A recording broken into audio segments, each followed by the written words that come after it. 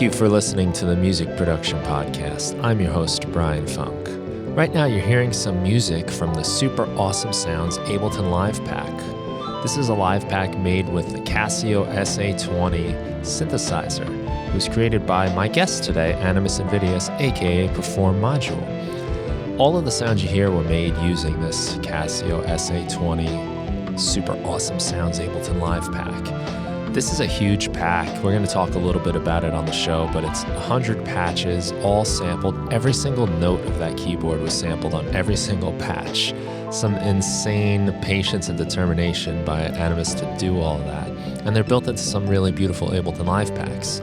So you can get this now at my store, brianfunk.com/store, or if you join the Music Production Club during the month of April 2020, you will get this as part of your download. So that would be brianfunk.com/MPC. The Music Production Club is where you get a steady flow of new devices and tools for your music production needs every month in your email inbox. It's a really cool club, and it's a great way to get what I'm doing at a cheaper price. So check out the super awesome sounds Ableton Live Pack made with the Casio SA-20, created by my guest, PerforModule, Animus Invidious. Enjoy the show. Welcome to the Music Production Podcast. I'm your host, Brian Funk. On today's show, I get the chance to talk to Animus Invidious, aka PerforModule, aka Carl. Well, he's been on the show before. It was episode 13. I don't know if you know, you were like my fourth guest, actually. Yeah, it was pretty early on in there. Yeah. I was pretty honored about that. Yeah, it was cool to have you. And I was like new, just talking to people on Zoom or Skype or whatever we did, and trying to hold a conversation for that long. And yeah, I couldn't even get the video set up because I didn't have a webcam. So I wasn't even doing the video at that point anyway. Okay. Yeah. But hey, man, it's good to have you back. Nice to see you. Thanks for having me. Good to talk to you. Yeah, you too. We're in the crazy times of spring 2020. I see yes. You're using your mask as a pop filter, it looks like. Yeah, I just be extra cautious. Yeah. Can't hurt. Yeah. I think about like, playing shows and like just the house mic, just getting on that mic and not thinking twice about putting your face right into it. I know how many people's spit like dribbles have gone onto that. Yeah. I started bringing my own mic when I perform live, like with my electronic set. Just Good because, idea. not even because of that so much, but just because I was running all my vocals and everything through my own gear. So I just wanted to have everything. But as I got used it's consistent too, because different mics can have different levels and tones and stuff. Yeah, that's true too. And as I got used to it though, I would start to like look at the mics at the bar and I'm like, ooh. Yeah, I've heard a couple of stories about mics at studios that had a lot of people spit on them and actually smelled bad. Right. Maybe certain studios use that as like an advertising point. It's the Bon Jovi mic. Yeah. You're going to want to sing into this mic that Bon Jovi spit in. It might work for some people. Yeah, if you need that extra character. So yeah, it might get them to back off a little bit, That's true. That's always hard. So yeah, man, it's been a little while since we've done this, and but we've been working together. If people don't know, we just put out the super awesome sounds pack that was your work, really. I'm just like putting it on my site mostly, but which I appreciate. Hey, I appreciate too. Thanks for collaborating and thinking of me. It's the Casio. Oh, there it is. Nice. Got it right here. Yeah, so I could talk about my history with that, I guess, if you want. Yeah, the Casio SA-20 Tone Bank. Do you know what year that came out? I've been saying the 80s. Do you think it could have been? I looked it up when I was doing all the research for the pack and stuff, but I don't remember off the top of my head. I had a bit of trouble getting much information about that synth, actually. Yeah, I had to dig deep to find the stuff that I did. I found one site that had some reviews, which were back from the early 2000s, I think. Yeah, I saw that. And people said things on there which reminded me of how I feel about the keyboard, too, which I was a kid up here in the mountains at like age 10 or so, and my stepdad had this thing like in a shed. So we stuck batteries in it and played around with it like a bunch. And we weren't musicians, had no musical training. We just had fun with it, and we just loved the silly sounds that it could do.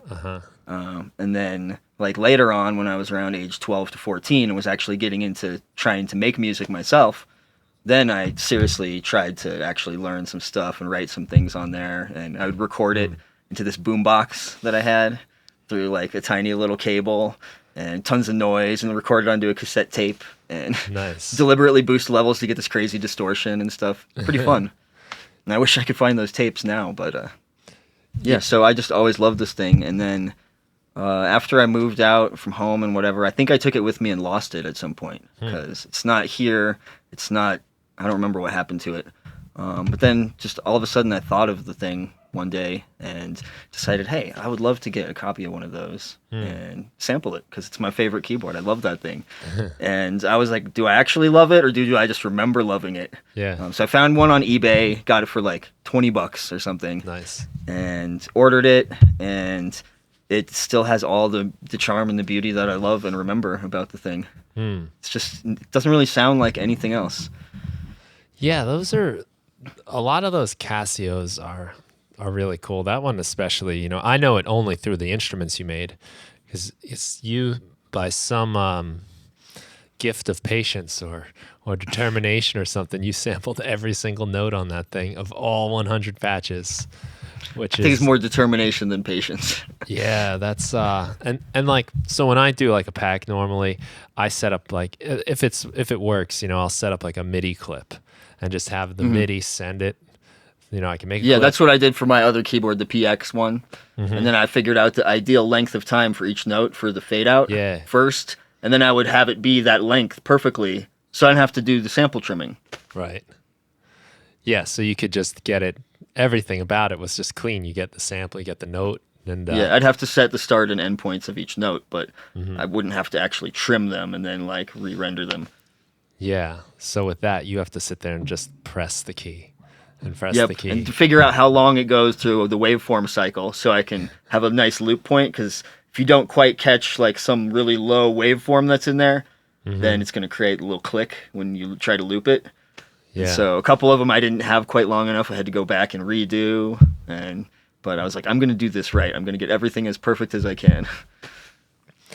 I went through that with it's a Yamaha keyboard in the same like I guess vein as that sort of thing, but probably more from the 90s.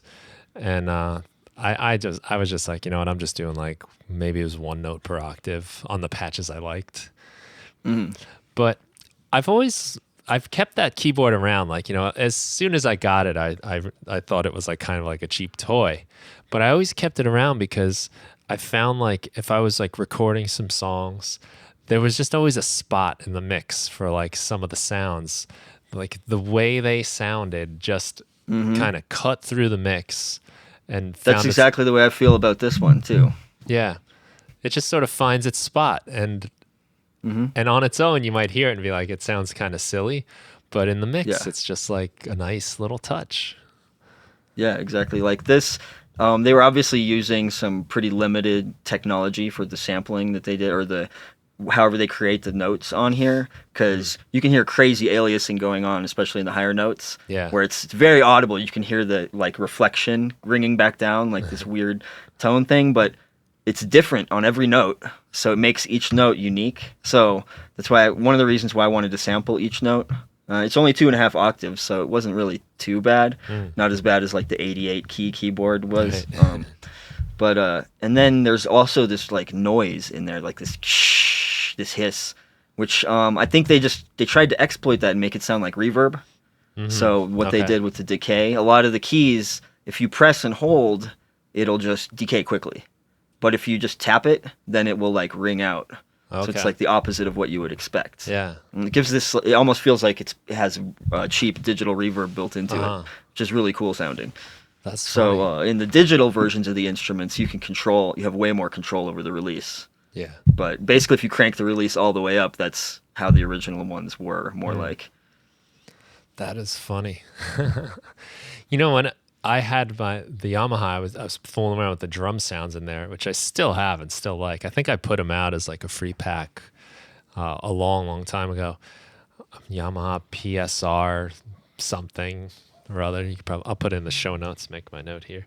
But I took the snare drum and I like time stretched it just as far as I could. This is like one of the first times I ever played around with time stretching. And I found that the snare drum was actually just like a whole mess of like really short notes when I time stretched it far enough. Like it sounded like and when you mushed it all together, it was just psh. It's like a cluster of white noise then, because they're all like, it's random which one you're hearing. Yeah, so it was pretty cool how pulling that thing apart like exposed That is interesting. Because I was in digital performer at that time in my life, and it had, I remember, some crazy amount of time stretching you could do. So I was having fun just pulling sounds apart. But that one just like blew my mind. I was like, what is going on here? And I didn't understand anything about white noise back then or any of that stuff, but it was pretty cool to like pull that apart. And like there was like a length you could get it where it sounded like kind of cool and glitchy, but still snare drummy. Oh yeah. But yeah, it's really interesting what you can do with the deliberate artifact of stretching and resampling and all kinds of stuff like that. And I think it's pretty amazing with that Casio SA-20 where it almost feels like they were using some of those artifacts deliberately. Mm-hmm. Like whoever programmed the thing, instead of just trying to make cheesy sounds that were directly emulating something, they would find a flaw, say, some sort of low frequency oscillation or something, and then, okay, this kind of sounds like this acoustic instrument. So it doesn't really sound like it, and not like no one would think it's the real one, but it kind of sort of has the characteristics of it. So we'll call that wood bass or ukulele or whatever. That's something that kind of cracks me up about them is like it's pretty far-fetched imitation, but it's still, there's something about the quality of it that you still would say, like you said, that's wood bass, that's a slap bass, that's this instrument. And I think that's interesting that we have this ability to identify things that well, or maybe it's just a comparison. I don't know. And how much of it is placebo effect? Like if you were told it was something else first and then you heard it, like, oh yeah, that sounds like that. You are reading. Then you're told that's a wood bass, so okay, I can hear kind of how that sounds like a wood bass. So now it sounds like that to me. Yeah, that's true. And you probably play the lower notes to help that come across. Because I remember listening to music as a kid, and I didn't really have a conception of instruments per se. It was just all sound. Mm-hmm. So I would hear some instrument or some sound coming on and be like, I love the way that sounds. I wouldn't know what it is. Is that a synthesizer or a guitar or whatever? I had no idea. But now when I hear a song, that sounds like it's electric guitar or whatever. Mm. Where so the same thing with these SA-20 sounds. Like back then, even a lot of the terms, I probably had no idea what they were supposed to mean. Like a go-go, I didn't know what an agogo was. Yeah, mine had like glockenspiel, and I was like, what? What the heck is that? Now I actually have a glockenspiel. Nice. I should sample that at some point. That would be cool. Mm. Yeah, those are surprisingly hard to record. Just their the sharp transients. Yep. Exactly. It's so hard in impact, and then it gets really quiet real fast. Maybe run it into a tube limiter, because that can absorb some pretty heavy transients. Yeah. Squish them down a little bit before it even goes into the audio interface. That's probably what I would do with that. Yeah, good idea. Oh, and then the other thing about that SA-20, then there's the crazy sounds, like the cosmic sound or whatever. Let's see if I can find one on here and play it. That would be a good one. Those are airplane. Fun. Let's do airplane.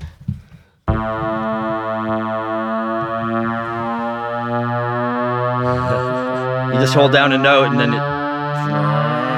they're having all kinds of fun with it. Yeah, it's just the sound of a plane in the sky. Ambulance.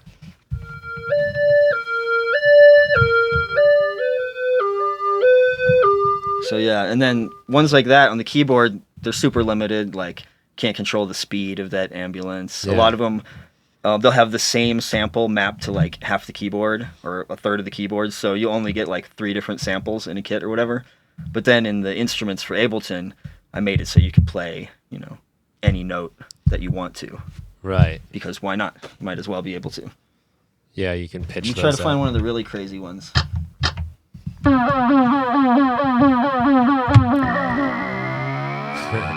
Emergency alarm, I think that one is. And then even like when you change your patch, you've got these little key numbers that you click in, and that chooses the patch. But it remembers the last two numbers, so you could just push one key and it switches the patch. So like if I push 14, we got that, and then if I push like 7, since I pushed 4 last, now it's gone to 47. Okay. So that's just really weird. That's a nice one. Yeah, what was that? 47, I said? Let's see here. Harp. Harp. See, It doesn't sound like a real harp, but kind of sounds like a harp. now that you call it a harp. But I did want to play one thing, which was the first riff that I ever wrote with the patch that I wrote it on. So, glass harmonica. Whoops. If I can play it right, let's turn the volume down a little.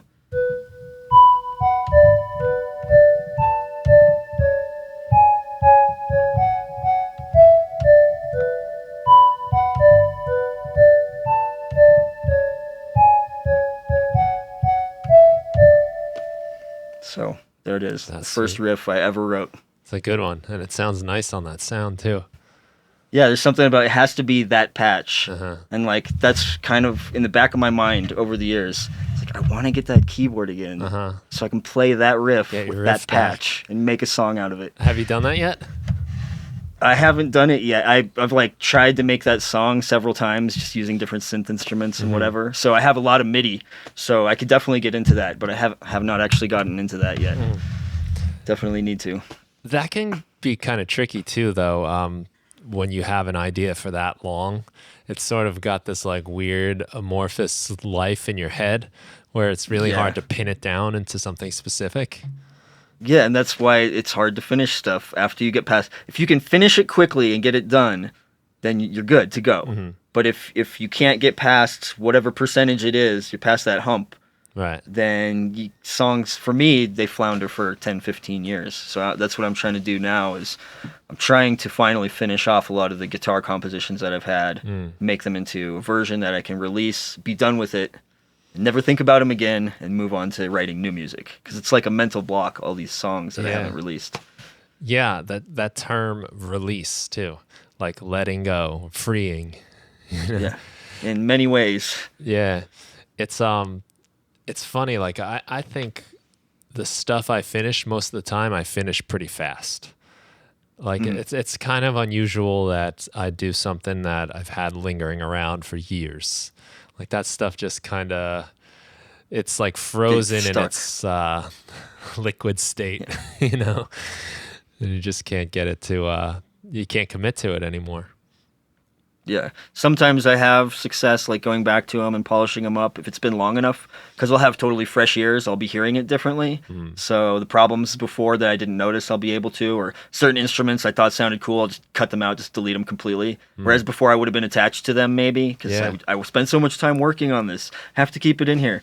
Now I wouldn't even remember how much time I spent on it, so just, it doesn't suit the song, just cut it. But then most of the time what I have to do is just kind of reboot the song, just start from scratch, which I can do with the guitar songs because I have that basis. There's the composition, there's the guitar melody, harmony. There's usually like 2 or 3 guitar parts and the whole arrangement. So then it's just a matter of what other instruments do I want to put in, programming drums because I can't secure a real drummer, like especially right now that might be difficult, and et cetera, et cetera. Yeah. Well, you like to do a lot with MIDI, right? You like to kind of hold on to the MIDI, and that's something I kind of get from like your work. Am I wrong about that? I try to. I would love it if I had like all of my compositions like MIDI versions of, but I'm really sporadic with it, and maybe only 10% of my songs actually have like that Antares one that I have MIDI for the entire song sequence, so I could just plop instruments in, maybe adjust some stuff because certain instruments don't fit with certain of the notes or whatever, and then good to go. So I really wish I had that for all my songs, but no, haven't been fastidious about keeping them that way because I'll use MIDI for a synth instrument, and then I'll usually render it down to audio to free up CPU, and then I have to go dig back into old backup archives of sets to track down all the MIDI, and I just don't get around to it. Yeah, I hear you. I've been trying to actually move away from that myself, where like paint myself in a corner. It's something someone said in my someone in my Berkeley class said that the other day in our chat, and he's like, paint yourself in a corner. I was like, yes, that's like kind of what you have to do a lot of times to move forward. Yeah, and there's like the fear of making some horrible mistake that you're then stuck with and releasing an embarrassing song or something. But if you think about it, you do that once or twice or 3 times. The 4th or 5th time, you're going to know what not to do. Yeah. And instead of fiddling around with the song for months and months trying to get it perfect, you're going to just zero in on it much faster. Right. So you're saying get the mistakes out of the way? Yeah, exactly. Because if you're afraid to make those mistakes by like, oh, I can't release this song, it's not quite perfect yet, which I do for like years and years, then you're never going to be able to get to the level where you can bust out the song in a reasonable length of time. Right. Because you're going to be set in that pattern of doing that with every single song. Just, oh, I could tweak this, I can make this a little better, this a little bit better. So one of the great solutions for me on that is collaborating with people. Okay. Like I mixed this EP hip-hop for Stony Burt's recently, and there was a deadline on it. So I had like a week to do 5 songs or whatever it was. I was like, okay, I'm just going to do this, get it done. And, you know, if it came down to wondering, well, should I boost this by 3 dB or not by 3 dB? It's like I knew the answer better because I knew, okay, I'm not going to have a chance to revise this, so it better be the right answer. So I just intuitively made better choices quicker. Now, is it absolutely perfect? Probably not as perfect as it could be. There's probably a few things I could go back and tweak and make perfect, but it's probably way better than it would have been if I had had a month to work on it. Yeah. More time than ruin it. Exactly. Yeah, exactly. I've done that. Believe me. I've had some like really like sad moments when I've spent like so long, like you were saying before, you get like emotionally invested in all the time you put into something, so you feel like it needs to be there, and then you either like you turn the effects off or you take that new sound out, and you're like, oh, it does sound better without it. I just wasted all that time. But I guess it's not a waste of time, really, if you think about it. You gotta get your mind in the right space. That was part of the process. Well, and you could use it too. I mean, you could sample a little slice of audio, your graveyard of unfinished ideas thing, or you could save the instrument if it was a synth preset that you tweaked, you know, but it doesn't happen to fit for the song. Save it, you know, in your library, and you might be able to use it for another song, and then you didn't completely waste all that time. Yeah, that's something to remember too. Like maybe not every idea has to become a full thing. It could just become a little remnant for the next thing that you can Frankenstein together. Maybe keep that graveyard theme going. I'm trying to think about that with actual song composition too. Like I've got a bunch of different guitar songs, and it's like in my mind, I remember the song because I just play it and it comes out of my fingers. It's finger memory from playing it so many times over and over again. So it's like they have a preset arrangement and certain riffs. But it's like when I'm getting down to actually recording, you know, why not experiment a little bit? Maybe I'll put this riff in this other song. Maybe I'll just take this section out and not have it in the song, because maybe it doesn't actually suit the end listener. Yeah, that's true, right? That's happened in some great songs that I can't think of right now, but where you hear little remnants of a song maybe that gets like kind of reused later on. I think Van Halen did that with one of their songs. Ain't Talking About Love, maybe, if I'm not mistaken. Like I think you hear that riff at the end of some other song. I could be making this up from my imagination, but I feel like there's some song they have where it kind of ends with a very similar riff. I don't know. I don't know how many Van Halen nuts listen to this show, so I'm somewhat familiar with them because my uncle who taught me to play guitar liked Van Halen a lot, so learned some of their riffs and stuff. Yeah. So I'm somewhat exposed to them, but I wouldn't be able to tell you all the song titles on the albums or anything like that. Yeah, I'm probably at that level too. I do enjoy them though. David Lee Roth era. Oh yeah, it's kind of like a spectacle. It's like they're so crazy and wild and just over the top. It's pretty fun, you know. Yeah, totally. Like it's like a lifestyle they're selling you. you know, almost just as much as music. It's just like, hey, listen how fun we are. Yeah, and that was the story that my uncle told me about. Was like, I think when he was in high school or whatever, driving around in their cars with the window down, blasting Van Halen. It's like this thing. It's kind of bro-y. It's not really my thing, but I can respect it. I can understand it. I don't know if I would have been that person back then. I probably wasn't cool enough, but I could definitely look back on it now and be like, that would have been pretty awesome. Have like my Camaro with T-tops or something and zooming around. Yeah. Feeling of freedom. Yeah. Yeah, it was this pack though that you made was it's incredible. It's the amount of work that you put into it is, I know I've said this to you in our email exchanges, but I just felt like I had to say it to you again. Like I'm very impressed with the dedication you put into that. I guess one thing I could do is kind of go over like the basic format for the racks that I used. Yeah, sure. For each of them. Let me pull it up here in Ableton real quick. Okay. I'm just going to plug your site while I'm at it. PerforModule. There's only one M. It kind of connects the two words, performmodule.com. Yeah. Yeah, something we'll talk about in a minute maybe is the way you organize everything, because I think of you as almost like one of the masters of like organizing live packs. Oh, thanks. It's just some stuff I stumbled upon based on experimentation, but it works. Yeah, like you're really like the first person I've seen to make the self-installing pack happen, because that's like an Ableton exclusive, you know, like only their packs self-install, and you crack that code, and then the way you get them to all organize into the different categories is pretty cool. Yeah, which the category organization anybody can do, and people don't really realize that, which is super cool. You can make all your stuff like automatically appear in the folders. Yeah, I don't even do that myself. You know, I have a hard time with that because when I make a sound, kind of like depending on how I play it, it sort of changes. Like it could be keys, it could be pad. If I have a macro for attack, you know, just moving that knob changes it from like a pad to like so anything could be anything. Basically. Yeah. So like I have a hard time like committing, like, okay, this is a bass sound, but I can play it higher. Now it's like a lead. Yeah, I mean, different methods are going to work for different people. Yeah, for sure. Like the collections thing. I thought I was going to use that all the time. How you can tag things with these different colors. Yeah. And I set them up with these cool categories like earth, sun, flesh, chrome, mist, vortex. So it's kind of amorphous. So you just kind of do it based on feel. And I don't use them at all. I just don't, because I've already got my existing organization scheme, which works and I'm used to. I use those a lot. I want to sort of like poll people to find out how they're using the collections in Live 10. What's cool is you can tag anything. It could be an effect rack or an instrument or a clip.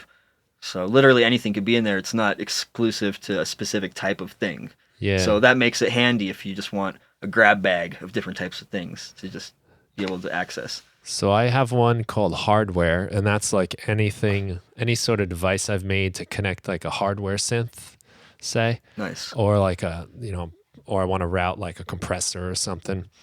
I have another one called utility and sequencers. So that can be like any kind of sequencer or anything that's sort of like utilitarian, not really like a sound effect.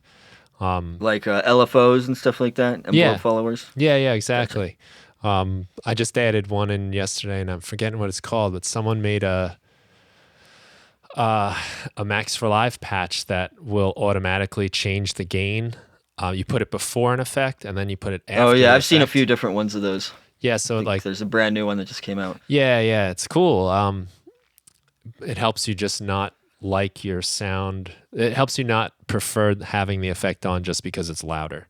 It balances those levels. I'm really a big fan of using that for mixing. Yeah. Because if you boost an EQ knob on something in a mix, it's going to sound better. It doesn't even matter which EQ band it is, because you boosted a frequency and now you can hear it better. Yeah. So it's really, really hard to know whether your EQing is actually helping. If you do something like that and you boost like 40 hertz, everything else goes down and you can't hear it anymore. You're like, okay, that was a bad idea. Right. Yeah, it's it's sad how much we just like things that are louder. We get tricked by that. I also have one called FX. That's just any effects I like. One is called synth. Those are just any synths I like. One is called drums, any drums I like. But then I have one for video, like any video effects. And the one I use the most, besides hardware actually, would be called Try Me. And it's just where I put like stuff I haven't really tried yet. So you download and now that's an excellent idea right there. Yeah, like a plugin you just got. Like they so easily vanish into your folders. So or like if you get a free synth and you're screwing around with it and one of the presets is like super awesome. Oh, I really want to check out this preset. Yeah. So then to save a rack with that preset real quick, toss it in there and yeah, exactly. It's in Try Me now. So it's a way for me to like not forget about new stuff. I got a ton of things in it now, but yeah, I definitely have way more stuff I've collected than that I've actually had a chance to use. Yeah. Because I mean the internet is just if you check Gear Sluts or Bedroom Producer's blog, every single week there's multiple free plugins that come out. I know. So you just there's treasure trove constantly coming in. And I love it because I love having different tools, but for me, organizing them is essential. So they stay in a folder called VSTs to install. And then when I have some free time or day or I want to dive into it, I'll install a bunch of VSTs. I'll test them all.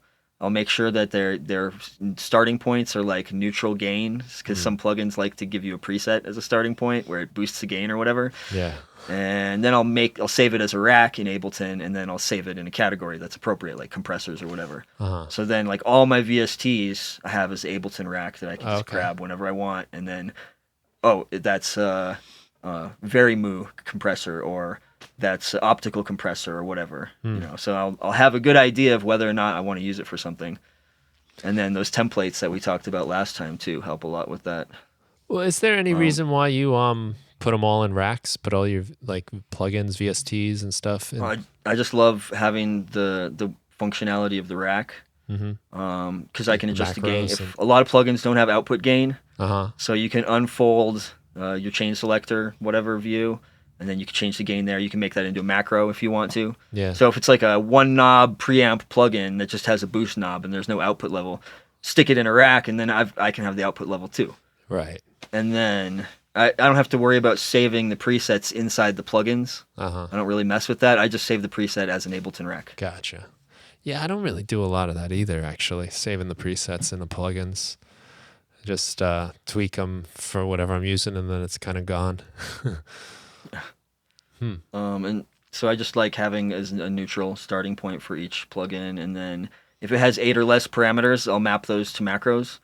Because I just love being able to click and then turn the knobs and get them to work, which I can't do now because my Behringer controller I was using for that died. It doesn't work anymore. So I need to get a push or something so I can have those 8 knobs I can just reach over and grab and turn. Yeah.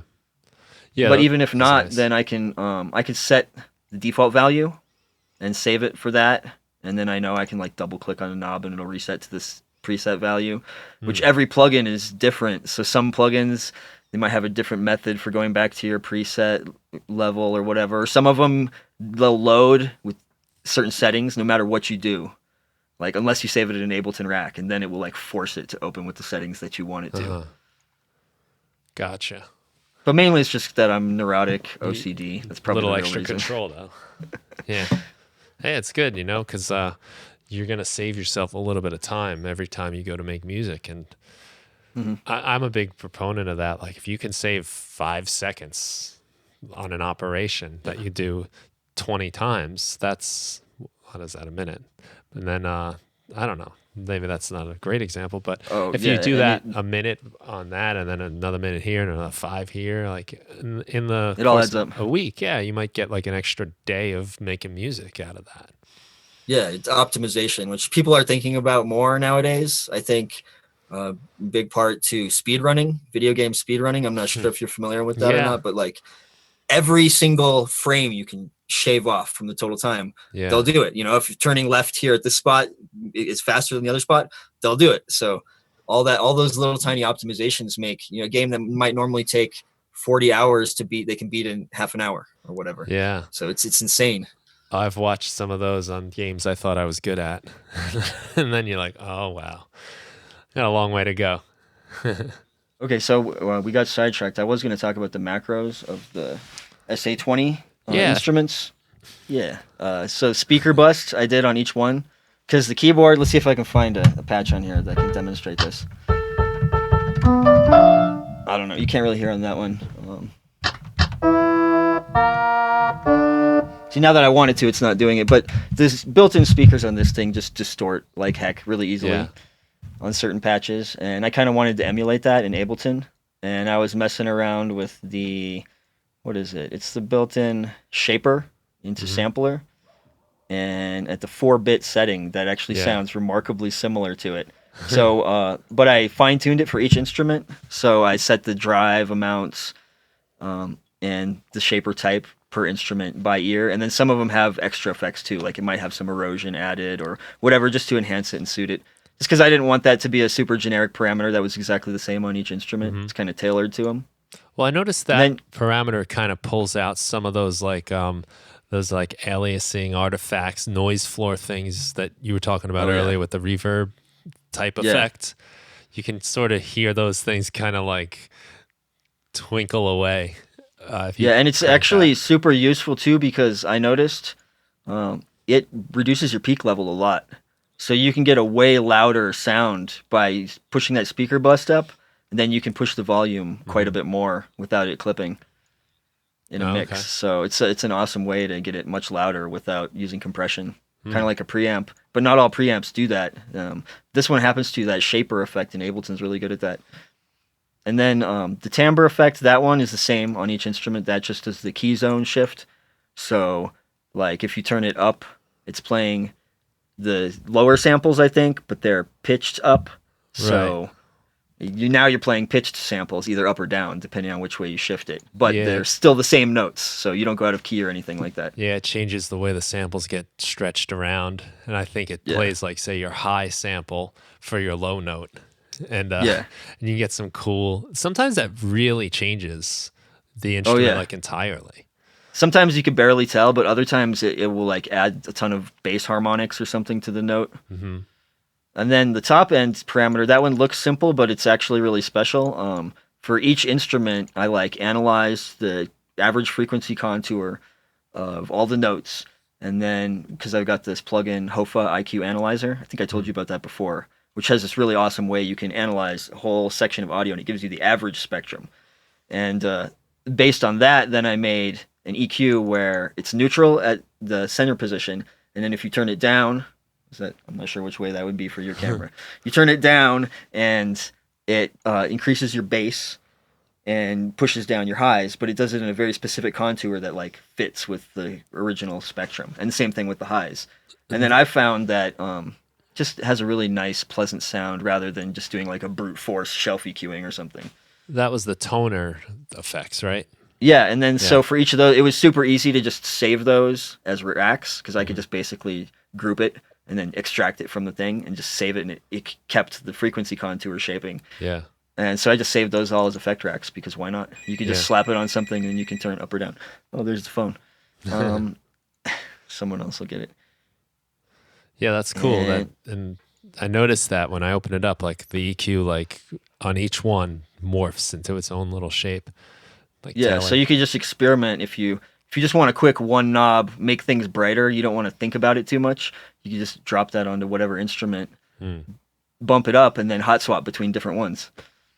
Oh, cool. And then you've got the OG or full parameter, which is just a switch off or on. So OG just gives you the original notes. There's no sample shifting or whatever. And then full lets you play any note you want. I kind of like the OG mode because then you're limited by what you can use. That's true. But full is kind of cool because some of those really low bass notes have, I think because of the low bit rate of the samples, like they're kind of like really cool square wave-ish, but like sine wave bass tones. It's hard to describe, but they're bass tones that just really punch through and are really clear. Yeah, something attack about and tail. that when you have these like low quality type things and you start stretching them, like you get all sorts of fun comes out of it. You'd think like stretching a really high quality like thing sampled at a really high rate, recorded pure and pristine, would sound more interesting when you stretch it. but just Yeah. those usually just sound more authentic. But the low quality ones, then you hear some stuff that's unexpected. That's So where the yeah, fun attack and comes out. tail. Well, it's either tail or decay or sustain based on each one, and those are also custom tailored to each instrument, like looking at how long the milliseconds are for the attacks and the release, and then also by ear. So it's not just like some brute force thing where if you turn it all the way up, you can't hear it anymore. You have to find your right setting. Like any setting is usable. And then quash is the last macro. That's just the limiter, which you push the knob up to limit more. So if it's too loud, you push the knob up, and it brings your ceiling down basically. And then there's a special macro for each rack that I made that's different for most of them. Some of them have the same one. And then that's where all the special effects came into. Because I kind of got carried away. I was like, okay, piano. I'll make piano room effect. So it's like a modeled reverb that has like the pitches of the piano strings interacting with each other like they would in the piano body to add kind of that like creepy resonance. Yeah, cool. And so I did a bunch of effects, special effects for the different instruments, and then saved those as effect racks too, because why not? Yeah, and then I guess the other special thing to mention would be a lot of the instruments where on the original keyboard you'd hold it down and be like a pulsing sound or something. I used Simpler's new features where you can warp a sample inside Simpler and loop it so that when you actually play the notes in Ableton, it's synced to your tempo. Yeah. So if you tempo up or tempo down, then that pulse is going to be synchronized with it. Right. Which cool. the samples have to be warped for that, but they're so low quality you can't even really notice that they're warped. That's one of the benefits of the lo-fi. Yeah, exactly. And even if there is some extra aliasing or whatever, you notice, like, okay, just join the party. Yeah. There's a project that'd be cool to talk about, I guess, that I did this whole past year, basically. Yeah. 2019. So there's this guy, Chavano, who lives nearby where I live out here in the mountains. He's got his own place. He's 80 years old. He was 79, I think, when we started, or 78, 79 when we started this project. But he's like a family friend through friends of my wife. And so we've gone over to his property quite a few times for parties or weddings and birthdays and stuff like that.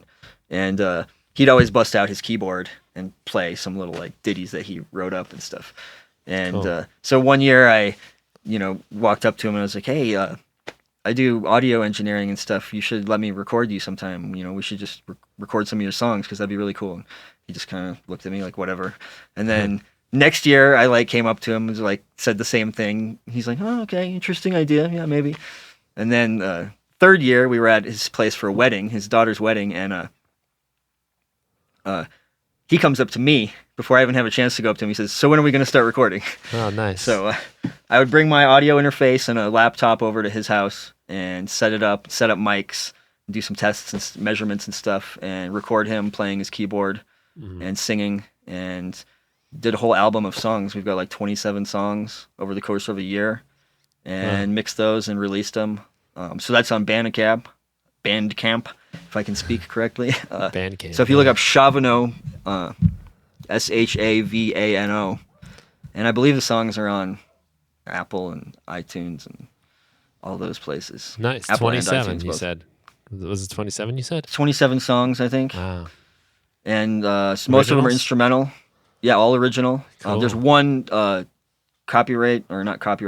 open source song that's like back from the 30s, something like that. But all the other ones are original compositions of his. So that was a really cool project to be a part of. Yeah. That must have been fun for him too, just getting to work with you and getting a nice recording of his stuff.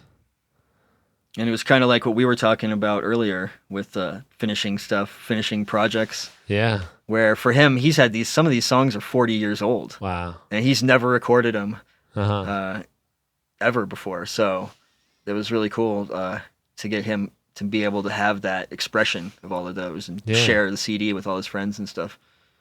Right. Is it just him and keyboard? Is it him and keyboard and singing on, I'd say, about a quarter of the songs or so? Yeah.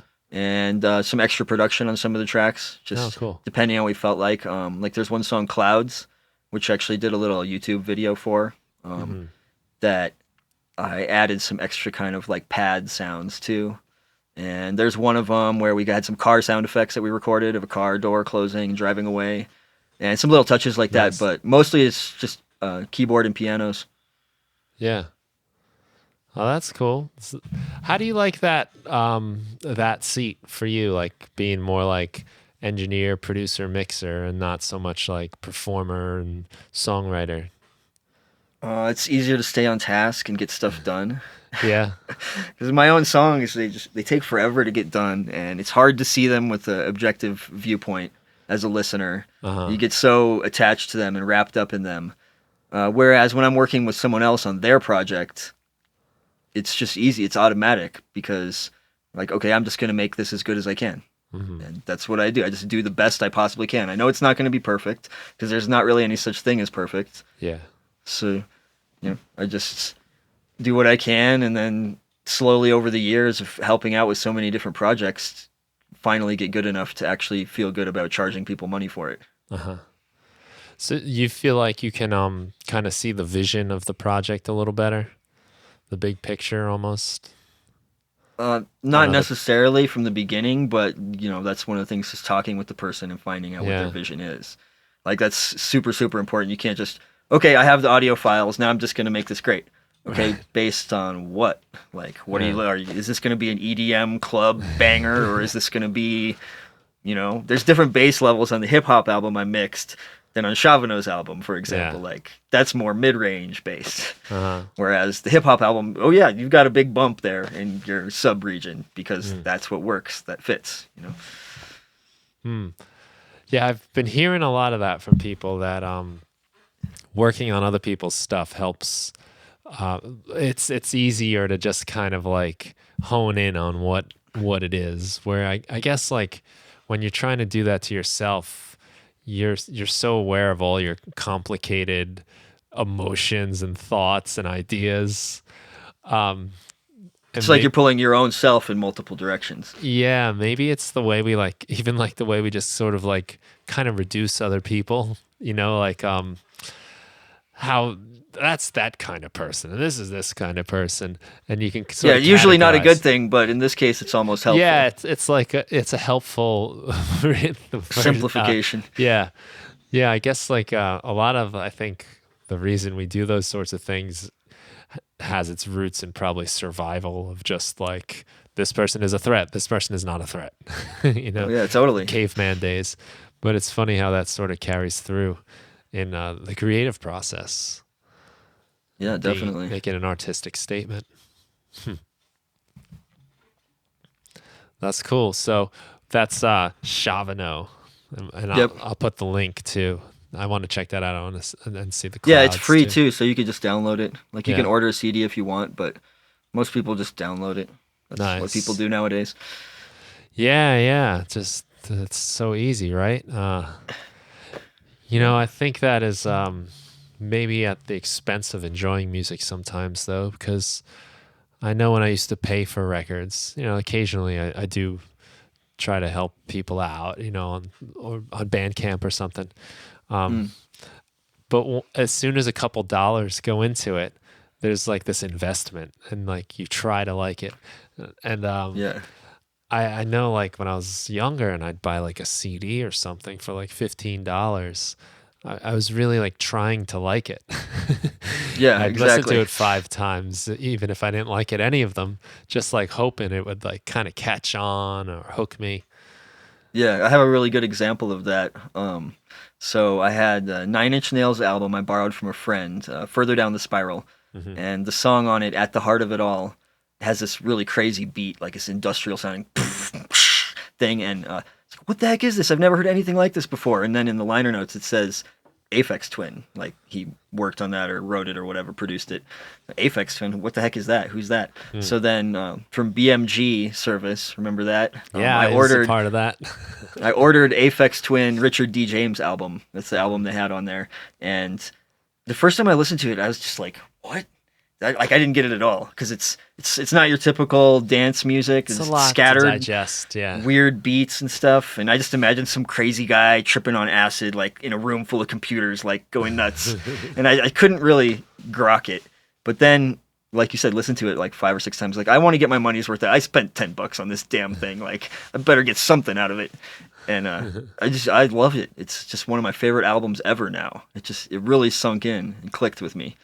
Yeah. Yeah, I think about that a lot. Like, how much a lot of my favorite records are like that. A lot of things that I really have grown to love on first taste was like, what? And it's like, our mind prefers things that are familiar to it. That's just, I guess, some psychological thing for some reason. Probably back to the caveman days too. Yeah, safety. Yeah. But how much cool stuff are we missing? Am I missing? That if I would just listen to a little longer or try, even foods are like that, right? Like you don't. A new food is like just weird the first time you have it. I can remember first time eating sushi as like a teenager and being like, what is this? I didn't even know if I liked it. It was just a whole weird new food. And now it's awesome. I love it. It had to grow on you. So Totally. wonder what's happening if we're like losing out on that on some level just because we have so much at our... You don't have to put time into anything. You can just move on to the next thing that catches you instantly.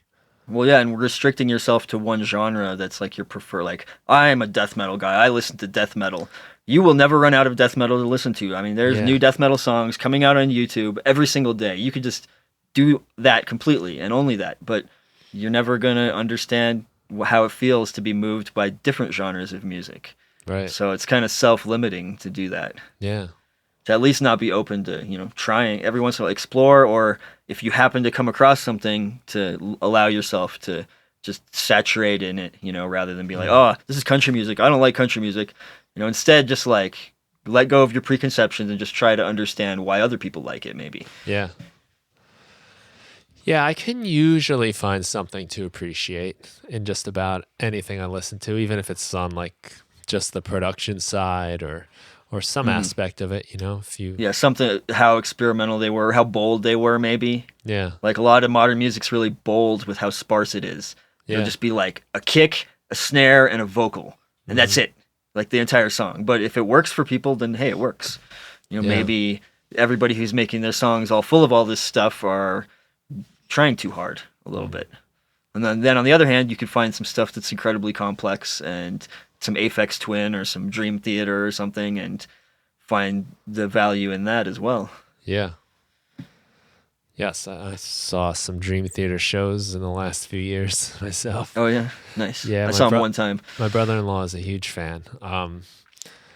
I don't ever put Dream Theater on, but they're incredible. That's a band you would want to see live rather than when you see them play, you're just kind of like, holy cow! Like, how do they remember all of this?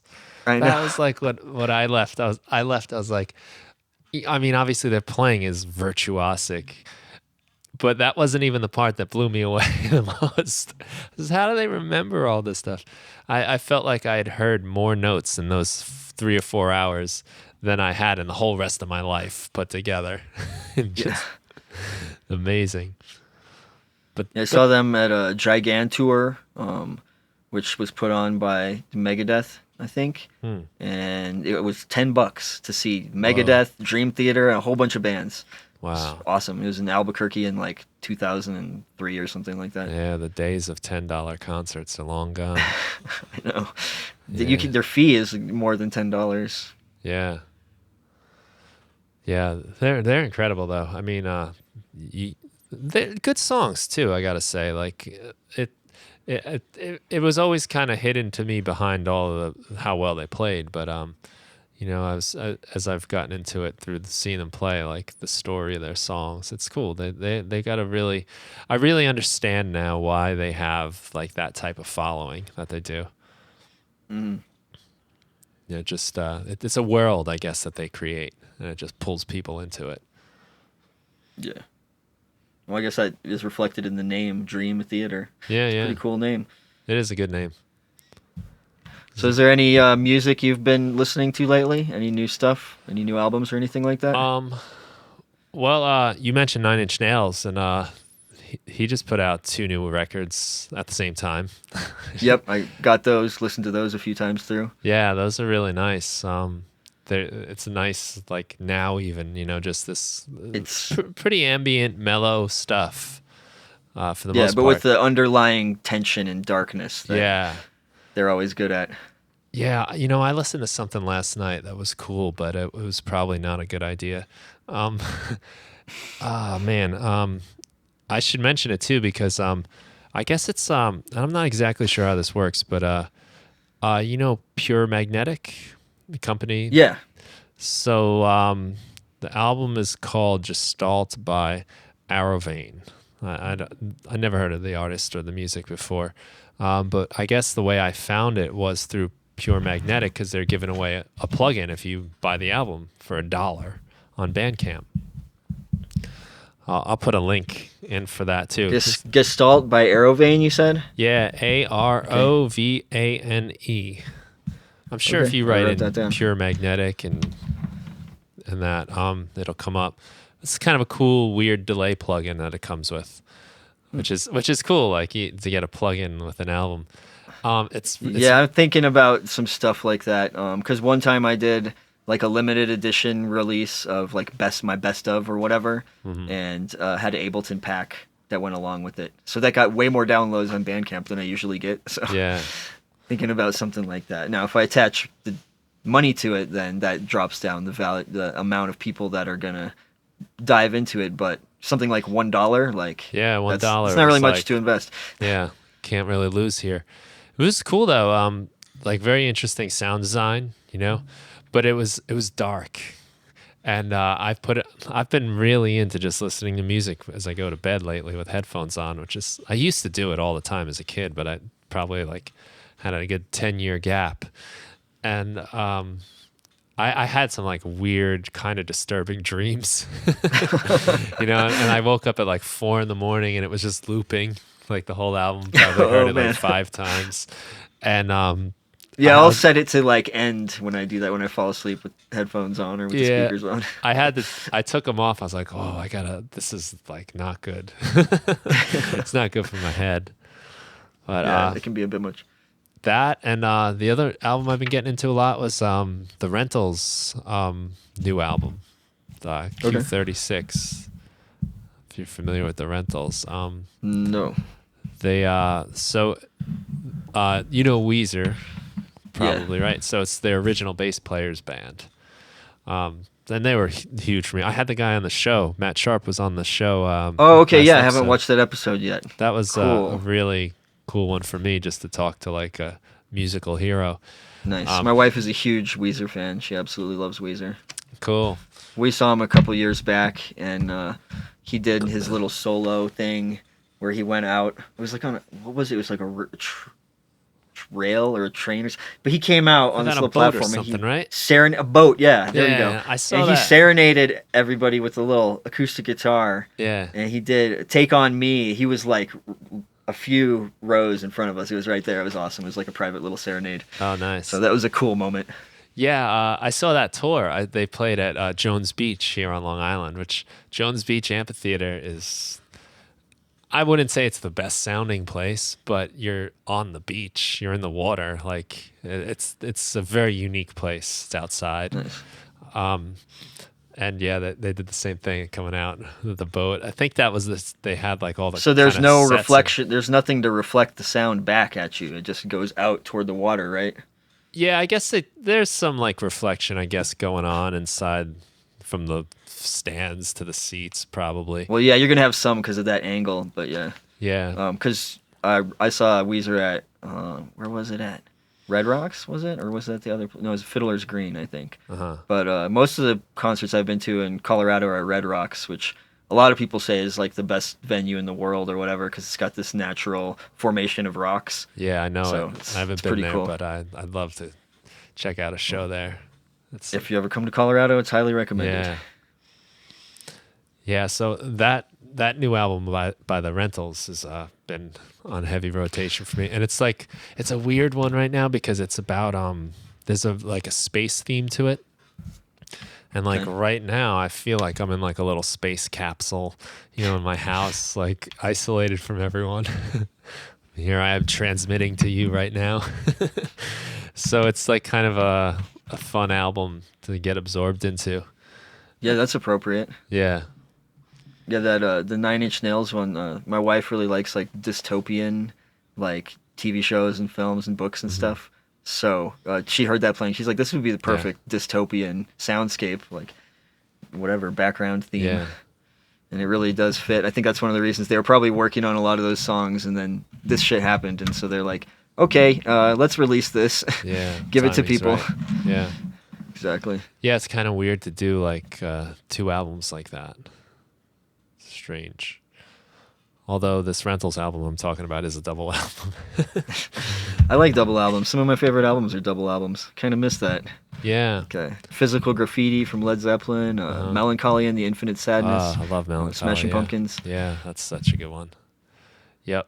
Those were my formative years when those albums came out. Well, that album, not Led Zeppelin, but Smashing Well, yeah, Pumpkins. same here. I think I was probably about a 10th grader at that point, just learning guitar. So it was just a real treat, Yeah, I like that one because it varies so much. I mean, you've got like soft ballads, you've got like show tune type stuff, you've got like brutally distorted, like insane heavy metal. Yeah. Everything you can possibly imagine all in there, like the whole range. Yeah, it's a real journey, and it feels cohesive too. Yeah. Which is quite a feat, I guess, considering how far Yeah. it ranges. But Yeah, you get these, that's like, the really- human psyche for you, I guess. Yeah. Yeah, and as a teenager especially, right? So that you're not having to do any remote teaching stuff? No, we are. We are doing remote teaching. It's online. It's definitely an adjustment for our school. I'm kind of in a good position because I've been putting all my work online for years. Every day, every Yeah. class, I post. This is what we did in class. So Oh, okay. I'm not too. You're it's not pretty much that- already there. It's not that weird for me, yeah. Yeah. But it's definitely weird. You know what I really miss is just like interacting with my students, Mhm. Especially now I just kind of want to like, talk to them. Be like, how you doing? Like this is weird and it's weird for everybody. You guys okay? Yeah, well, that is the real value of in-person learning is that Yeah.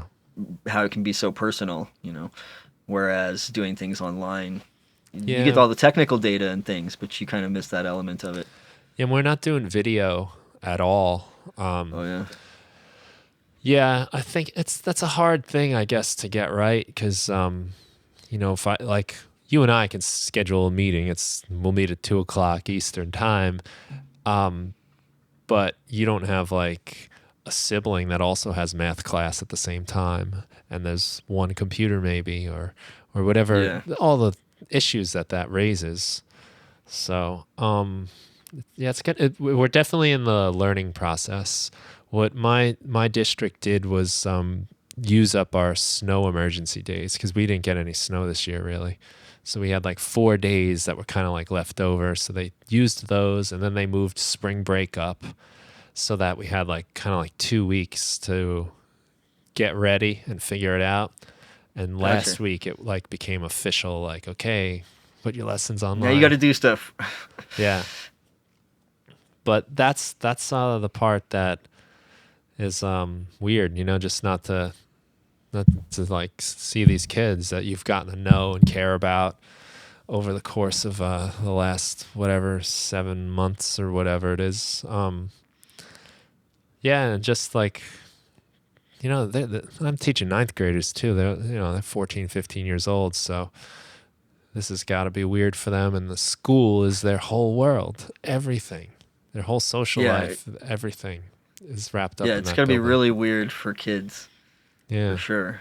Or just anybody who's really social a lot, because I'm pretty much a hermit. I stay at home and do audio engineering and homeschool my son, and he goes to public school enrichment thing 1 day a week, which Uh-huh. now they're just doing a Zoom call for. yeah, And so, but people whose their livelihood depends on being around lots of people, or Yeah. they're just alpha type personality and they like being around people a lot. It's got to be really, really weird right now. Yeah, it's weird, and I'm pretty good at this. Like I think anyone that's a music producer, We're used to being locked in a room for hours on end. yeah, I think that's like a characteristic of what we do. Though, I also like to play music with people, play in bands, and the last time I hung out with a friend to play music, I think was like March 6th. And, I had no idea that was the last time I was going to be playing music with someone for who knows how long. And I've really like longed for that a lot in the last month. Just be like, man, I just wouldn't it be great if, talking to your friend, like, wouldn't it be great if like, you could just get on the drums and I'll grab a guitar. But Yeah, I guess there's certain apps and stuff for jamming online, but I don't see how the latency could really be feasible with that. Because even small amounts of latency really mess me up with playing. Yeah, I mean, sometimes it's annoying in your own house. So I did try to do that once with a friend years ago. I don't know, 2-3 years ago, and we couldn't get it to work. No. So I don't really So know. it's just back to working on parts and then sending them to people. Yeah. Which we've all done lots of, I'm sure. Yeah, I mean, that's still cool. Like, we definitely are in probably like the best time ever to have to be quarantined. Yeah, at least we have all these tools and fun gadgets we can play with. Yeah, interacting. So I saw like my wife was on the phone playing on an app called House Party, which I haven't tried yet. But it was like 6 of her friends all came up on the phone and they were playing Pictionary on it. Oh, nice. That's cool. Like, wow. But as I was watching it happen, I was just kind of like, the moment struck me that like, this is life now. This is our I think we're going to world. see a lot more of this type of stuff in the future for sure.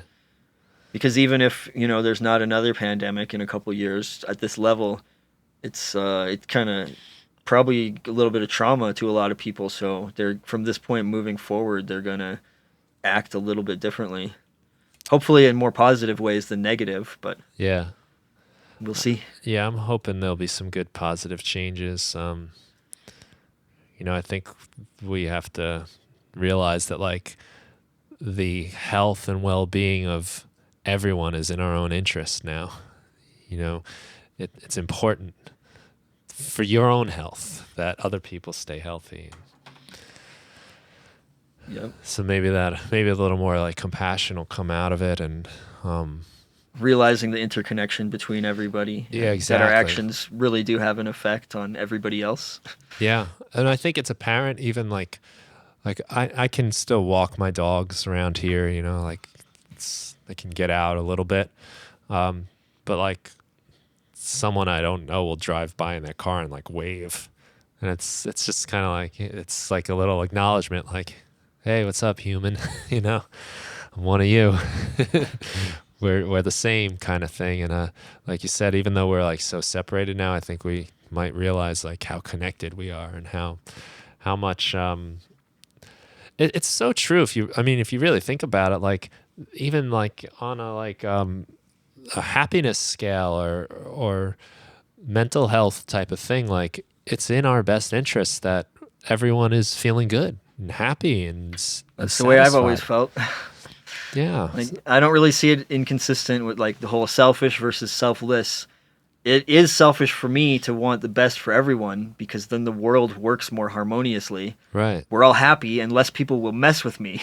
So I'm doing it from a selfish viewpoint, but it's also selfless at the same time. Yeah, it's true, right? Like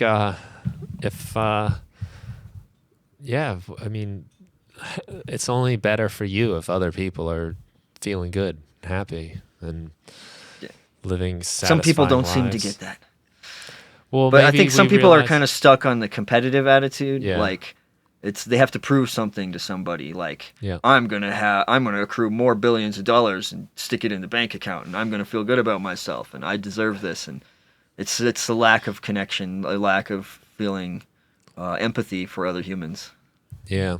Well, maybe we'll learn that it doesn't have to be winners and losers. You know, the more one person wins, the more we all win. Maybe it'll be. Well, yeah, I mean, like, look at you and me.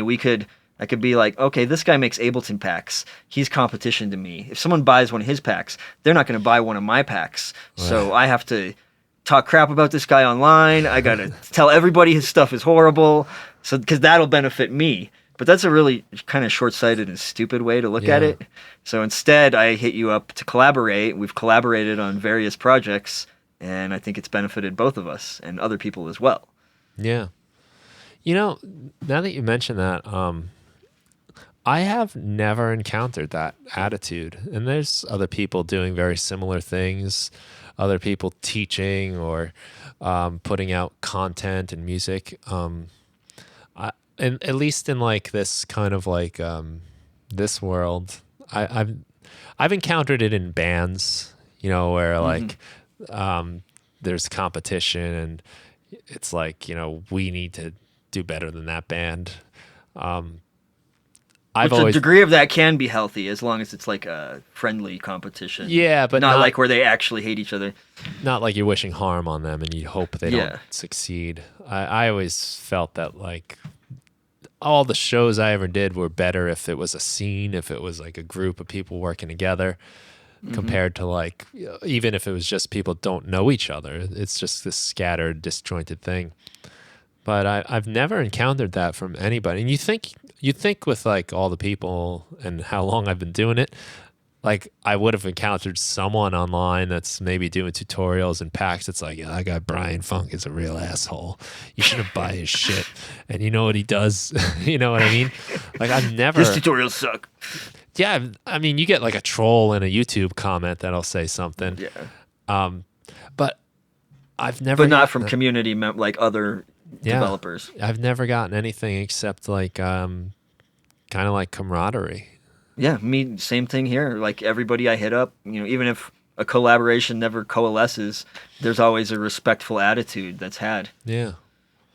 Yeah, you know, I never really thought about it that way, actually. That's pretty remarkable, honestly. I think. Maybe it's something to do with like the built-in aspect of like open-ended creativity. Yeah. It kind of fits with the whole philosophy of Ableton. Like here's a sandbox, do whatever you want. So anybody who's kind of intrigued with that philosophy is probably not going to be, you know, super competitive with people. They're going to be more interested in, oh, you did that? That's really cool. Here's what I did. This is really cool too. The Max for Live community is like that a lot too. Yeah. Like people will learn from each other and build upon each other's work because you can open up those things and see what the guts of it are and what was happening. Yeah, maybe that's like a result of it just being inherently open, that anyone can just pop one of these things open and it's not like locked up and hidden. Secret sauce, do not open. Yeah, but people they're still willing to pay people for their time and effort, you know. Yeah. Some people could use the argument, well, oh, anybody could make this, or I could just analyze the device and recreate it myself. But you know, people seem more than happy to toss some bucks at some developers for the effort and the time and the innovation that they've put into it. Yeah.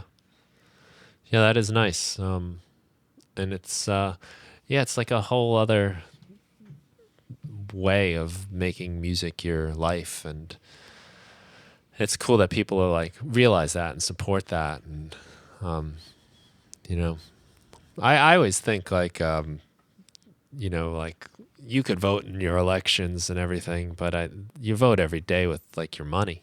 Like that's when you really are speaking and you're offering support. So like to see it as like, I like this idea, I'm going to support this thing. You know, I want, here's money because I want more of that type of thing to happen. Yep. And people have like faith and trust too in developers because with Kickstarter and stuff like that, so many games get funded like way beyond their expectations because people are so eager to support. Like, okay, the thing's already been funded. You don't need to have more people donate, but they do because they really want to support that developer and get them as many resources as possible. Yeah. And how much, you know, we're really only a couple years into that kind of model, right? I mean, how long has like Mm-hmm. Kickstarter been around? Has it been 5 years yet? Maybe. Probably longer than I realized, but time goes by faster every year. It's not But 10, right? in the overall scope of things, really not a long time at all. Yeah, I mean, like, I just wonder, like, when we start stretching this out over time, over a couple decades of this attitude, like, I think, like, that's just going to encourage everything to just advance further and further. You know, there'll be music, software, and development, but in every type of interest, that's like a model you're starting to see now. This, like, community-supported thing where you can... I just think if you look down the road after this has some time, could really be a major way that like innovation happens. Yeah, I think so. It doesn't create arbitrary like speed limits on development where a company will hold back certain technology because, you know, with their whole plan for release or whatever, you know, we have to release this product first, even though it's not the best thing we have, because then later we want to get more money for releasing this other thing. They won't be able to get away with stuff like that so much because someone else will have figured it out already and released it, and now you're left in the dust. So you got to catch up. I kind of feel like Zoom and Skype. Like a few years back, it was all about Skype, and now all of a sudden everybody's using Zoom. Yeah, because it works better, it's more reliable. So you know, there you go. Any new thing could pop up and take over in any small niche. yeah. That, you know, I used to do Skype. I think we probably did Skype the first time we spoke. I don't really know. Well, I think it's maybe how easy it is to record the Zoom meetings. Maybe is why I switched to Zoom. Oh, okay. But it's yeah, I haven't looked back. Yeah, I always remember Skype being a major pain in the ass, so don't miss it. Interesting. Yeah, now with there's so much innovation happening, I'm sure, with live streaming and just people trying to connect. Like, this is what everyone's doing right now. So yeah, we'll probably see some interesting things happen. Crazy. Crazy. So what do you got next on the horizon? Now that you've poured your soul into the super awesome Casio SA-20. Yeah, I spent Monster a lot of project. time on that project, probably too much, a lot of hours. Well, that so sounds there is great. there's another release that I just did, because I just got inspired one day and decided to release it, and I guess the timing was good. Yeah. Sweetie Pies. Did you get that? Oh, the Secret Weapons. Yeah. So I have a folder in my browser, like we are talking about, and I called it Sweetie Pies. I think before it was called like super secret racks or something. Just things that I use myself for mixing, and they just work really, really well, and so that's why I consider them my secret weapons. But they're not like super insanely complex or anything. So I just decided to release them for free. Yeah. So that's a free pack you can go grab. Yeah, that's I like the Zelda, Legend of Zelda artwork you got up there. But yeah, these are just some useful. What I like about them is they're very like everyday use. Mm-hmm. You know, stuff like that is just going to be handy to have and use. And yeah, I mean, I could go over them real quick, I guess, because I've got it open right here. well, like the Redux one. Yeah. It's, what is it called? Like Safe Redux. Yes. Or Safer Redux, I guess, depending on how you look at it. Because when you turn that one knob down too far, like you fly out of your seat. Yeah. It's problematic. Avoid that. But yeah, so I wanted to fix that so you can have Redux where you can go way down to the low bit range and the volume level stays the same instead of blowing up completely. And then there's Drum Rack, End Camp, and also Instru Clip from instrument and drums categories. That's just meant to stick onto instruments that are too loud. Because a lot of people, they'll have their instrument presets go up to 0 dB, which if one instrument in a mix is going up to 0 dB, there's no headroom left for anything else. So I literally never do that. So I like it more like -6 dB. That usually provides a good amount of headroom. So that's one you could just drop on there to make instruments or drums get quieter. And That's then the nice. drum rack end camp also has some cool extra features. The tuned sub kicker, that one I actually did like within the last month. And that's to give you, if you look at the waveforms of, the average frequency spectrum of hip hop and EDM, there's like this pokey sub bass usually. That's like 6 dB louder than everything else, or 3 or something like that. But since it's narrow, it tends to like cut through really well. It's usually just one tone, like a 808. Anima EQ, that's literally just an EQ preset that does a boost and a cut.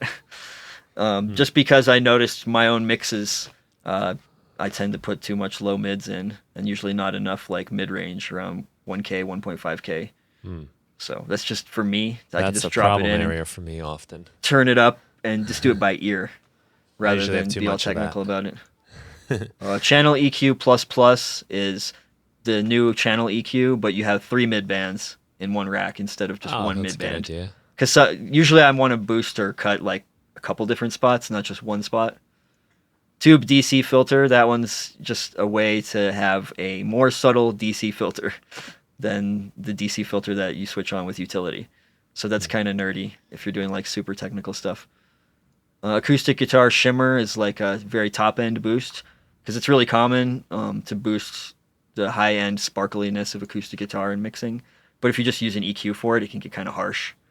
So it does it like using saturation and stuff like that, I think.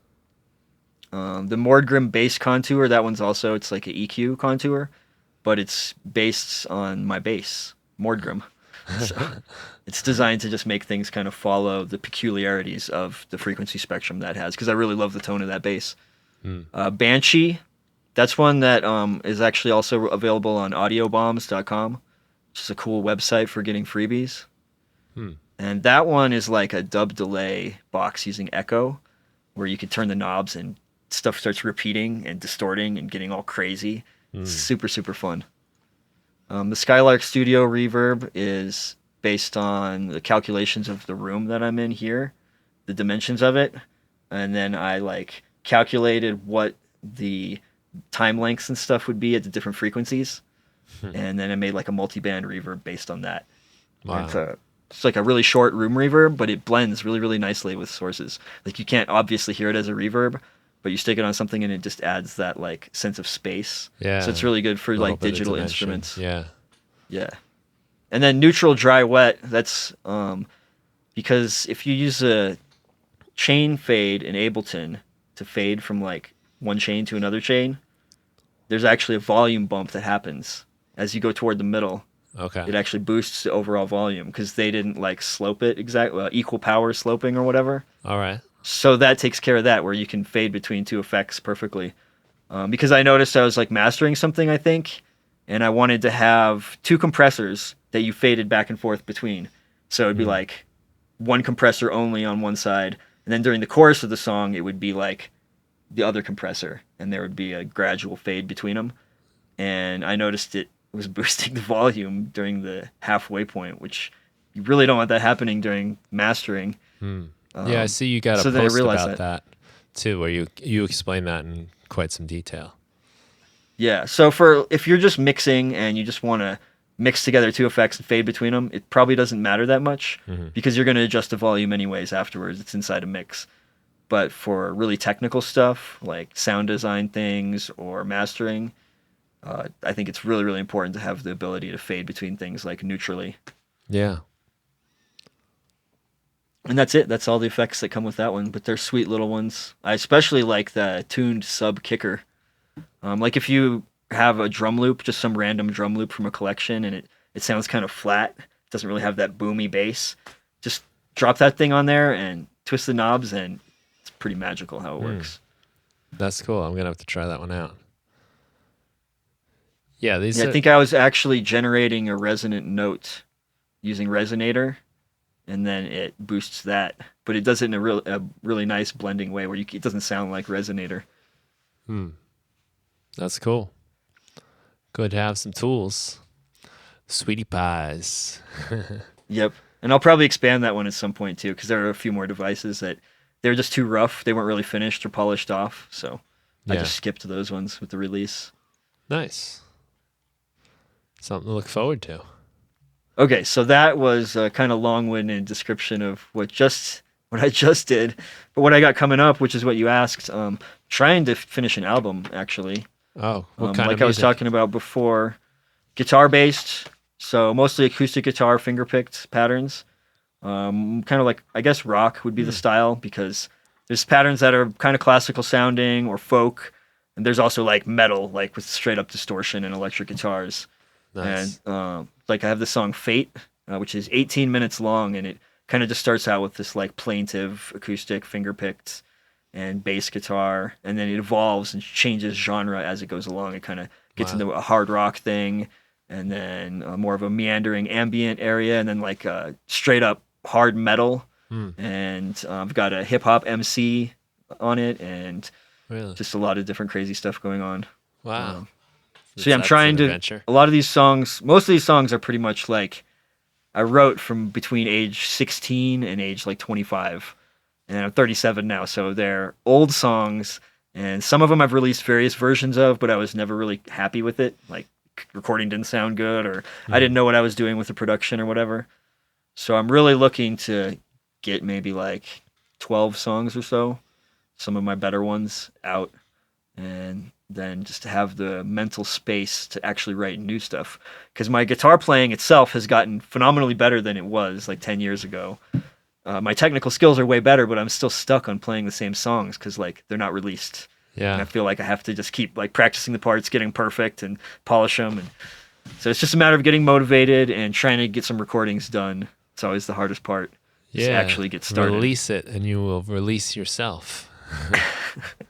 Do you have a timeline? Do you have a deadline? Maybe that's a better I was question. thinking the end of this year, but I don't know if that's going to happen. Seems like a lot of people got extra free time on their hands when this COVID thing hit. But for me, I actually have less time because now I'm running around like a chicken with its head cut off doing all this stuff. It's not that much worse. I still do have a good bit of time to work on audio and stuff, but it's not like a whole bunch of new extra free time opened up for me. Gotcha. Yeah. No, I think So, there's a definite two sides to that story. You know, some people. Yeah, for a lot of people are way extra busy, Yeah. having to deal with lots of stuff and do extra shifts and things. Yeah. But so that kind of slowed that down a little bit, but I have been getting into it. I recorded some guitar the other day and just steadily working on these, trying to get it done. Nice. And I've got 3 songs mostly done at this point. That's cool. I'm excited to hear that. Some good finger picking. It's I've been enjoying playing my classical guitar a lot lately. Maybe it's the mood here of being locked up, and it's kind of to me that always feels like I guess because your fingers, right? You're not using even a pick in between you. It's just the connection is so there. Very earthy. Yeah. It's like just you're right there with the instrument. There's no barrier. Yeah, it's very pure. It's like you and sound waves, Yeah. and they're being channeled. Sometimes Yeah, I pick definitely. up my acoustic guitars. I might have said this on the podcast. I said it to one of my friends recently. I'm like blown away. Like the thing, just all you got to do is just start strumming it. You don't got to connect anything. You don't got to turn anything on. I know. It's amazing. And sometimes it hits me. I'm in one of those mindsets right now where I'm just like, this is so great. Yeah, just there's so much subtlety going on with all the little harmonics and the way it's reflecting off the walls and the little string noises and the finger scrapes, and Yeah. there's so much going on there. You don't really need a bunch of extra stuff to augment it. Yeah.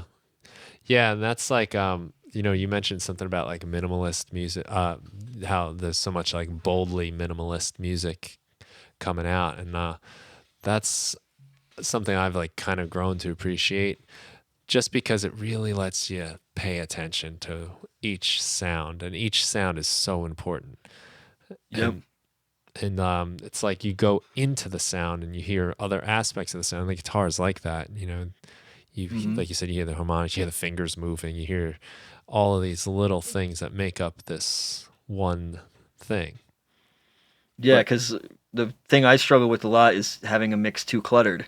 Yeah, So when me that too. happens, there'll be a really cool guitar lick in there, but you have to struggle to hear it. It's like Yeah. you want to hear it, so you're like trying hard to hear it. It's like listening to music should not be like a tough and difficult experience. It should be like something that easily flows over you and you enjoy. Yeah. So it's like that happens to me a lot where it's like, I really love that riff, but I can't quite hear it. So I'm like striving to hear it. And that's when it's like super important to cut out other extra instruments I don't need, or like bandpass filter certain things and clear up a ton of space. Maybe reassess the compression strategy and stuff like that. Right. Let it come through. Yep. So that's, I mean, I spend probably as much time cutting stuff down as I do building stuff up. Because it's just natural for me. Oh, I'll add in a string layer here, and I'll add in a synth voice here, and I'll add in a wobble synth bass during this section, and like a lot of it's really cool and helps the song, but then a lot of it's just too much or unhelpful. Yeah.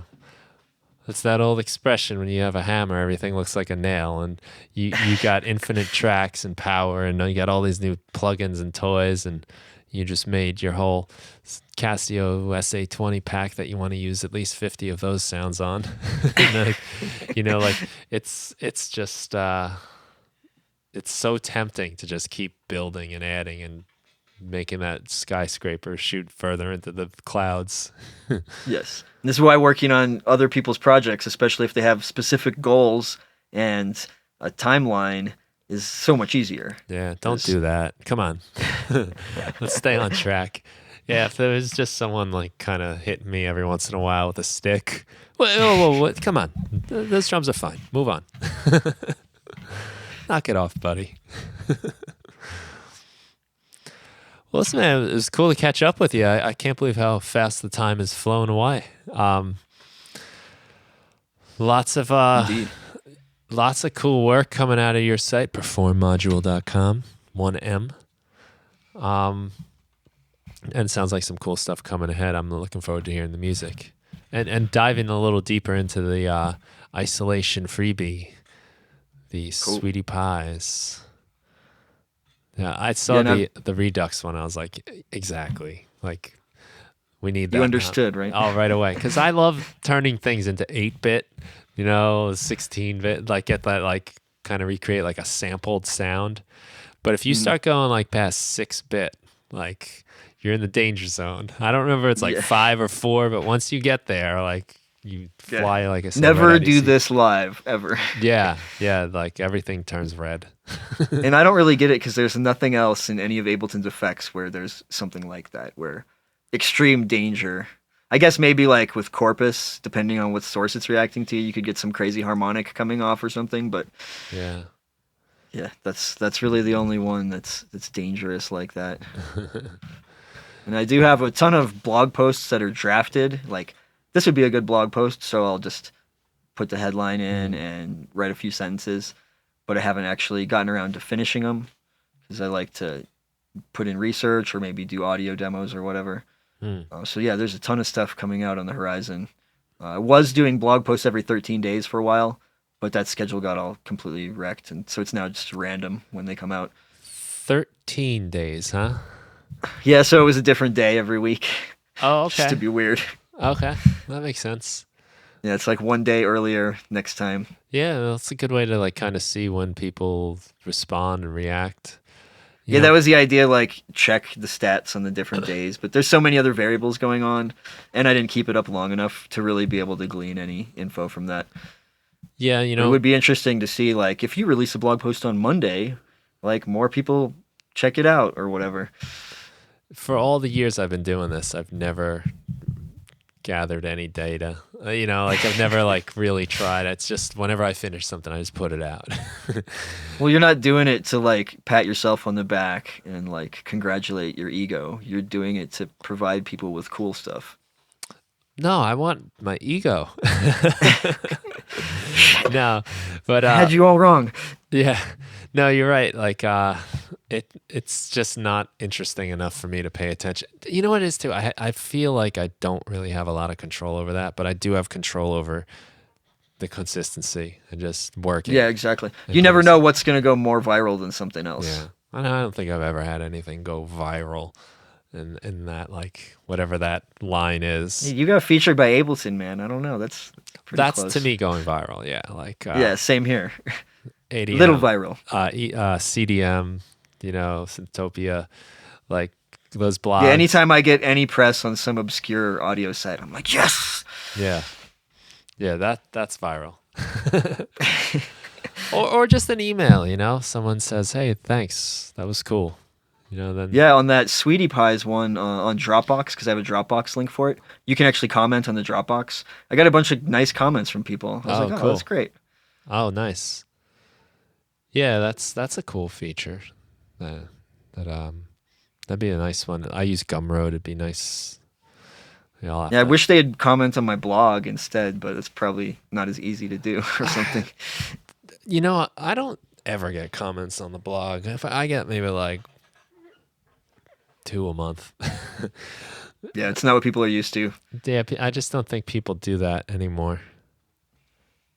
I used to get a little bit more, but I don't think like a lot of my stuff was opening conversations either.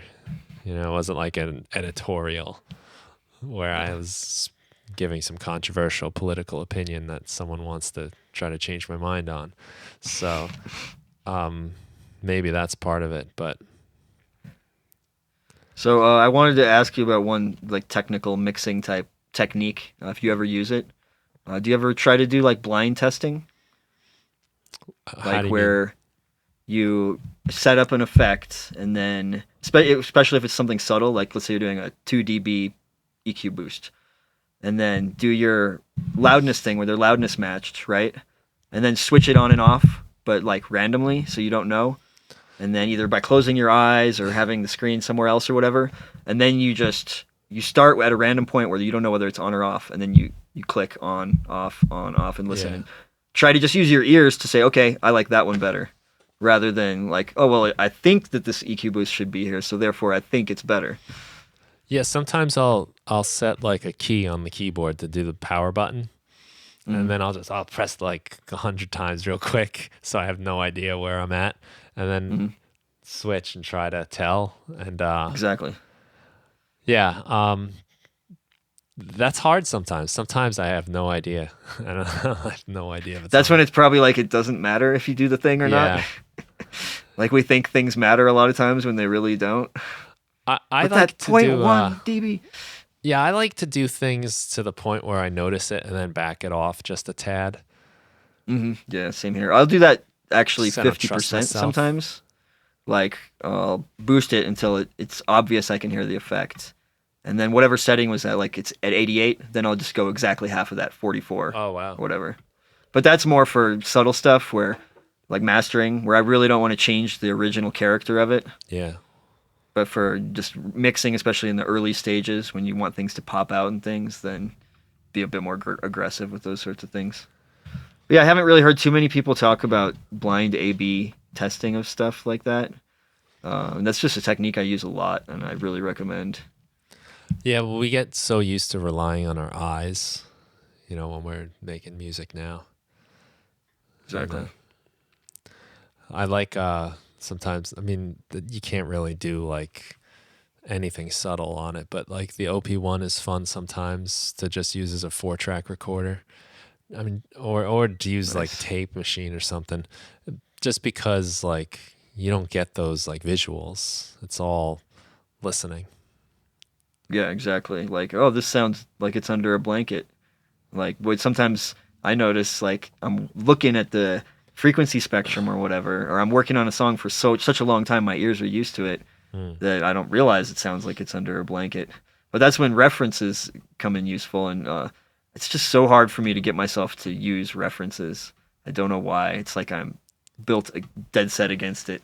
Yeah. But it definitely is helpful. It's just another thing is. where you have to make sure it's volume matched, because if the reference you're listening to is like different volume, then the way your ears hear the frequencies is different. So you might think it like needs more bass than it really does or whatever. Yeah, it just needs more everything to match the level. And then also like the key of the song could be different. So everything might be shifted down. Like, oh, I have a bump at 150. They have a bump at 125. I guess I should cut down 150 and boost at 125. Not necessarily, because it's in a different key. Right. But for the ears, at least, like listening, like taking a break from mixing and then listening to some random songs and then going back into it really helps being able to hear the problems. Yeah. Yeah. Because your ear just develops like an adaptation to whatever you're doing. And I mean, it's just like why you can like be in a room where there's like a buzzing like refrigerator, not even notice it until it shuts off. Yes, You just there's like there's a filter freezer in the back corner room over there that has this high pitched humming that I really hate. So I want to move that thing somewhere. But yeah, like for referencing, like it seems like most people who advocate using them, they'll have like a set of maybe 6 their favorite references, and they'll always use those references for songs. And I probably should do that. I just can't get myself to. So what I'll do instead is I'll use Foobar, the media player, and then I'll drop in like entire genre folder of music. So like if I'm working on hip hop, I'll just drop in all the hip hop into that playlist, and then I'll set the replay gain so that it makes all the songs like relatively the same level automatically, and then I'll just hit shuffle. And so I'll pop around to different songs. And so that's something I picked up recently, and for that hip hop EP I did recently, that helped so much doing that. Because you got like Beastie Boys pop up, and then Public Enemy, and then Ice Cube, and some other random stuff, and they're so different from each other. Yeah. That then you get, okay, what's similar about these? Yeah, does like, my track the fit? vocals at this certain level, the sub at this certain level, and then you get more of a feel for how it should sound. Yeah, you're just like kind of, can it hang with these songs? Not so much Exactly. does it sound like this song. Is it cool enough to hang with these? It's hanging with the Beastie Boys. It must be very good. Nice. Well, listen, man, I appreciate you taking the time to talk and all your hard work. I've benefited from the stuff you put out time and time again. Lots of cool stuff. People got to go to performmodule.com, 1M. And yeah, we'll have to do this again sometime soon. Well, thanks a lot, man. And that's good timing because my battery's about to run out. So perfect. All right. Well, listen, yeah, thanks again. Animus Invidious PerforModule. Check them out. And you guys have a great day. Take care. Take care, everyone.